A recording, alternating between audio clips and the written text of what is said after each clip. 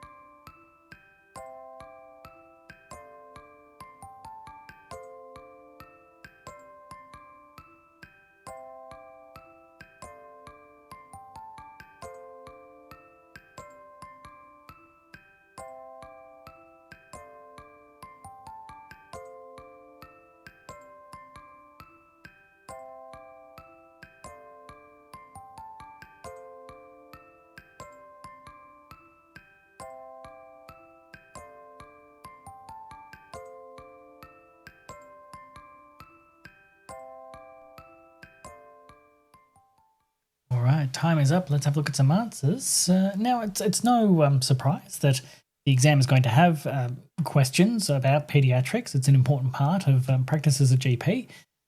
And the college wants to assess on conditions that are going to be relevant to general practice. So have a look at the beach studies, have a look at the beach data rather, and look at those common diagnoses appropriate to pediatrics. And very quickly, you can build a list of things that are going to be kind of high yield topics for the exam. Constipation in kids is an incredibly common presentation, and so we should have a pretty good working knowledge of differentials to consider, as well as things we should be excluding along the way. So what is the most likely diagnosis and differentials? Functional constipation is by far going to be the most common, most prevalent one, and so it's definitely going to get you the most marks there. Other common things that we need to be excluding is cow's milk protein intolerance, 1 mark. Hypothyroidism, while less common, does happen and is something that should be screened for. And less common, but important not to miss, is spinal cord abnormality resulting in neurogenic bowel. Because it is less common, I think you're going to be getting less marks for responses for it, but certainly in this age bracket, they're the kind of key ones that you don't want to be missing out on. Having a look in the chat here, we have benign childhood constipation. Fantastic, that's that functional constipation box ticked. Perianal streptococcal dermatitis. Yes, we'll present with some of this certainly, and certainly those hesitations and avoidance and irritable kind of patterns I think could fit. You would probably hope for a little bit more in the stem around that, being having that kind of perianal erythema or colour changes, irritation kind of thing. But something you would be wanting to look into. Helminth infection, probably less likely, but I like your having a good broad think through. Yep, perianal erythema. Yep. Now, the question here is, are you going to be seeing that potentially from the, perianal erythema is in the stem? Yes. Part of it's going to be from the passage of hard stools, can be quite irritating to the tissue as well. And if they are getting a bit of overflow, there can be that little bit of anal seepage as well that is incredibly irritating to tissue.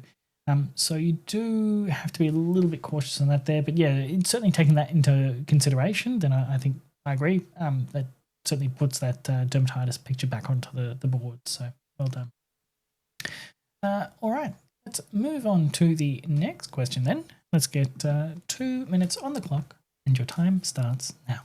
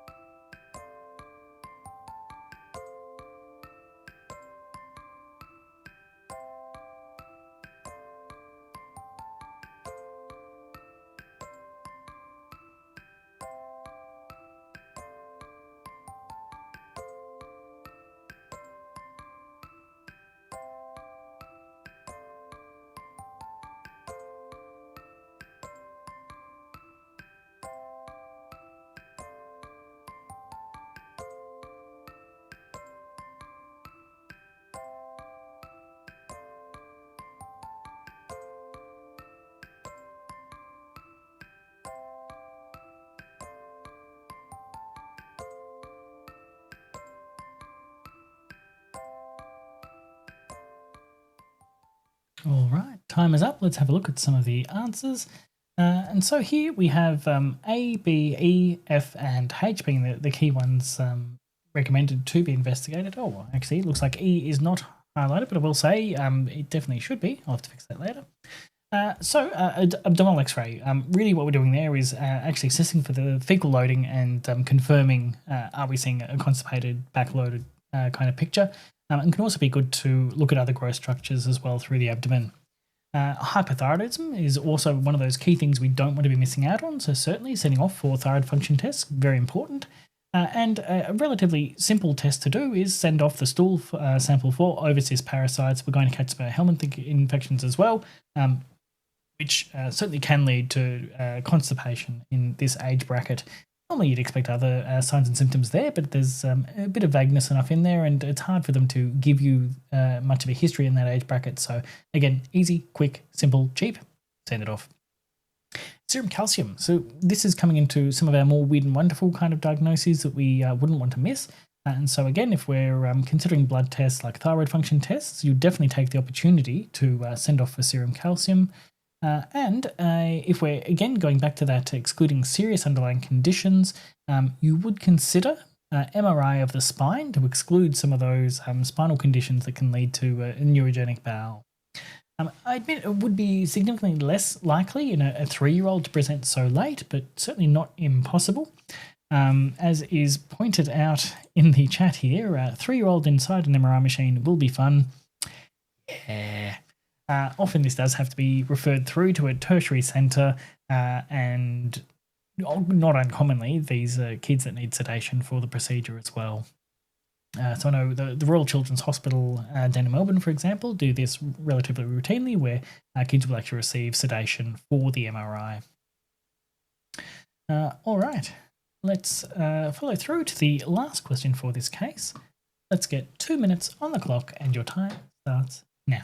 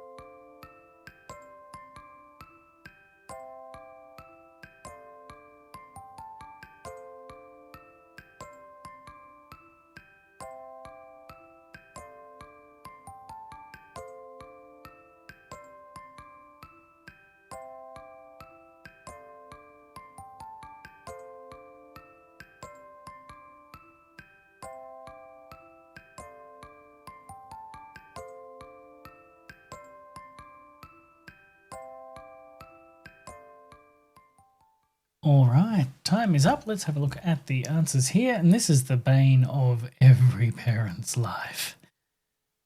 What we have here is that shiny umbilicated papule. This is a classic presentation for molluscum contagiosum, particularly with that story of one popping up and shortly after other ones forming, usually along a linear path as they've scratched and irritated the skin along a line. Admittedly, this one's in a little bit less typical position, but that's part of the stem, part of the fun. It's certainly that one up towards the nasal bridge there is just textbook classic molluscum. The gift that keeps on giving. You can have this again and again and again, and just when you think the last one has settled down, they scratch and spread it, and it starts again, again, again.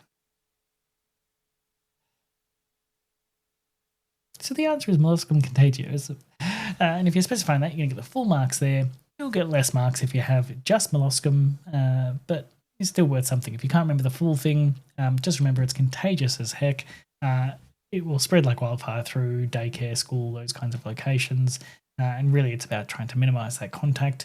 You can use liquid nitrogen things to freeze them, dry them up, but really it's just try and leave them be, and hopefully it settles down in good old-fashioned time.